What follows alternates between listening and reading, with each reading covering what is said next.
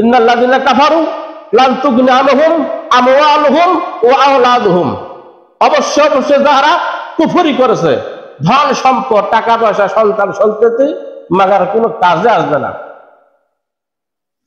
বরং এরা জাহান্নামে যাবে। মানে কথা যাবে আয়াহসাবু আন্না মালাহু আখলাদা, সে মনে করে টাকা পয়সা ধন সম্পদ তাকে স্থির করে রাখবে। আল্লাহ বলতে ইম্পসিবল, অসম্ভব। আল্লাহ আল্লাহ কখনো নয়, কখনো নয়, বরং লায়ুন বাজান্না ফিল হুতামা, তাকে হুতামায় নিক্ষেপ করা হবে, জাহান্নামে তাকে ফেলে দেওয়া হবে। আর কেন বলা হচ্ছে লাবিসিনা ফিহা আহকাবা, সেখানে মানুষগুলা পরে থাকবে, অর্থ হলে ভুলাইয়া পরে থাকবে, অবস্থান করবে শব্দ অর্থ নিবেন না, পরে থাকবে, মাজুগ হয়ে থাকবে, আজুগ হয়ে থাকবে, সেখানে মানুষরা জাহান্নামীরা পরে থাকবে।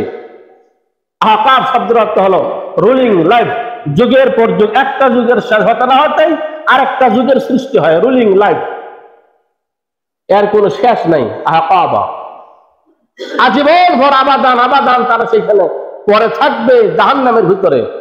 আল্লাহ লায়ু বাজান্না ফিল হুতামা, তাকে নাবাজা করা হবে, ফেলিয়ে দেওয়া হবে।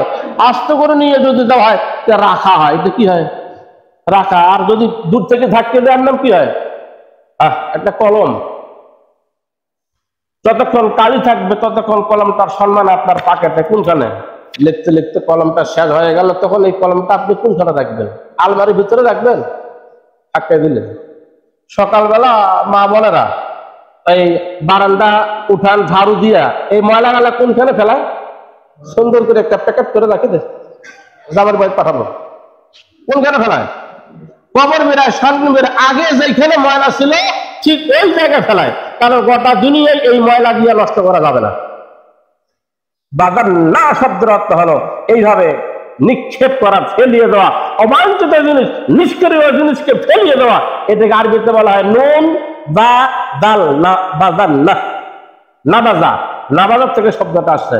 হুতামা, হুতামায় নিক্ষিপ্ত করা হবে। হুতামা, হা তম, হা তো আমিন শব্দটা আসছে, ভালো করে দেখ। হুতামা, হা তো আমিন, হুতামা। পৃথিবীর 4 ভাগের 1 ভাগ একটা গর্ত হবে, 4 ভাগের 1 ভাগ। তাফসীর নেন, পৃথিবীর 4 ভাগের 1 ভাগ একটা গর্ত হবে। এই গর্তটার নিচে আলো, আপনার কি বলে, সূর্যের আলো পৌঁছবে না। আল্লাহু আকবার বলেন, বুঝে গেছে? পৃথিবীর 4 ভাগের 1 ভাগ একটা গর্ত হবে, এই গর্তের নিচে সূর্যের আলো পৌঁছবে না। আপনার 1 হাত 1.5 হাত একটা ছোট্ট খাল খনন করলেন, একটা পই বা সেখানে গাড়ি দেবে, একটা খুঁটি লাগাবেন, বুঝা গেছে? খুঁটিটা লাগার জন্য আপনি যে গর্তটা করলেন, আপনার সহজে কি একদম নিচ পর্যন্ত দেখা যায়? অন্ধকার দেখা যায় না, সেখানে আলো পৌঁছে না। কিন্তু 4 ভাগের 1 ভাগ জায়গা খনন করা হবে, উপরের আপনার সূর্যের আলো নিচে আসবে না। এর অর্থ হলো, বুঝে নিতে হবে এই হাতম নামক গর্তটার গভীরতা কত হবে। বুঝাইতে পারলাম? বুঝেন নাই? অন্য মনস্ক হয়েছেন আপনারা। গান বলি, শরফুল ইসলাম ভাই আসবে, গান বলবে ইনশাআল্লাহ, শুধু গান। পৃথিবীর 4 ভাগের 1 ভাগ একটা গর্ত খনন করা হবে। এই গর্তটার গভীরতা এমন বড় হবে, সেখানে সূর্যের আলো পৌঁছবে না। এটাকে হাতম বলা হয়। তাল্লা লায়ুম বাজান্না ফিল হুতামা, এই হাতমে তাকে নিক্ষেপ করা হবে।